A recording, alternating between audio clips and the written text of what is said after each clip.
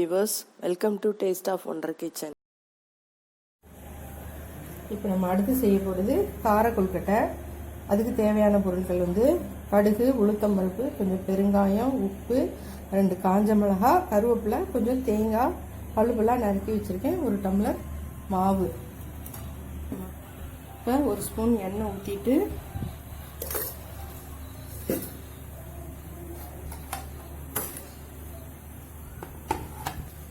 எண்ணெய் சூடானோன்னு கொஞ்சம் கடுகு, கொஞ்சம் உளுத்தம்பருப்பு,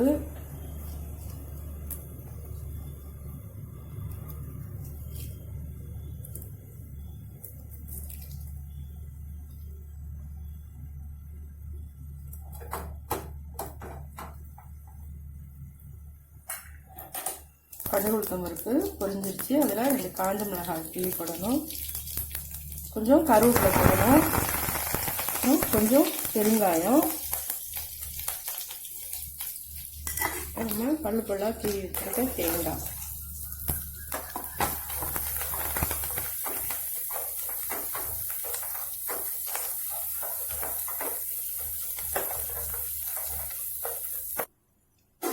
இப்போ மாவு போட்டாச்சு. இந்த மாவுக்கு தேவையான அளவு உப்பு போட்டு நல்லா கிளறு.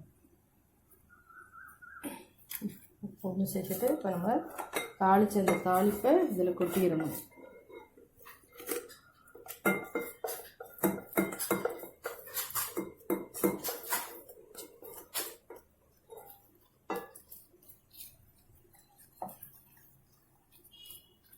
இதெல்லாம் நல்லா போட்டு ஒன்றா கிளறிட்டு நம்ம சுடுதண்ணி நல்லா கொதிக்க வச்சுட்டு இதில் கொஞ்சம் கொஞ்சமாக ஊற்றி மாவை கெட்டியாக பிசையணும்.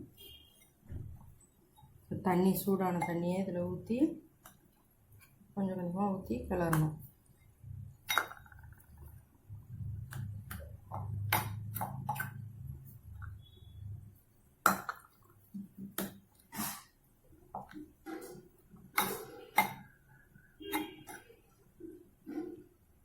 நம்ம 1 டம்ளர் மாவு போட்டோம், அதுக்கு 1 டம்ளர் தண்ணி சூடு பண்ணி ஊற்றுனீங்கன்னா சரியாக இருக்கும்.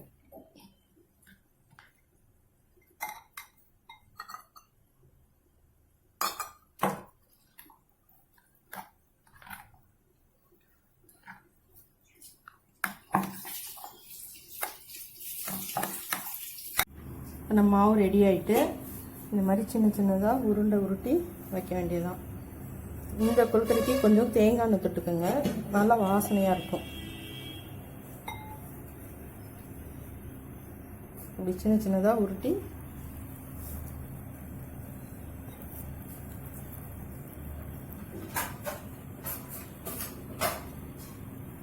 இப்போ நம்ம உருட்டி வச்சது எல்லாமே வேக வைக்கணும்.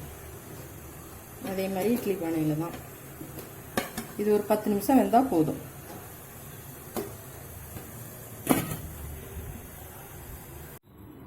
நம்மளோட கார கொழுக்கட்டையும் இப்போ ரெடி ஆயிடுச்சு. நீங்களும் வீட்டில் செஞ்சு பாருங்கள். நான் வந்து பூரண கொழுக்கட்டையும் செஞ்சுருக்கேன், அதையும் பாருங்கள். இந்த காரமும் செஞ்சுருக்கேன், 2 வீடியோவையும் பாருங்கள். இந்த வீடியோ பிடிச்சிருந்துச்சுன்னா லைக் பண்ணுங்கள், மறக்காமல் டேஸ்ட் ஆஃப் வண்டர் கிச்சன் சேனலை சப்ஸ்கிரைப் பண்ணுங்கள்.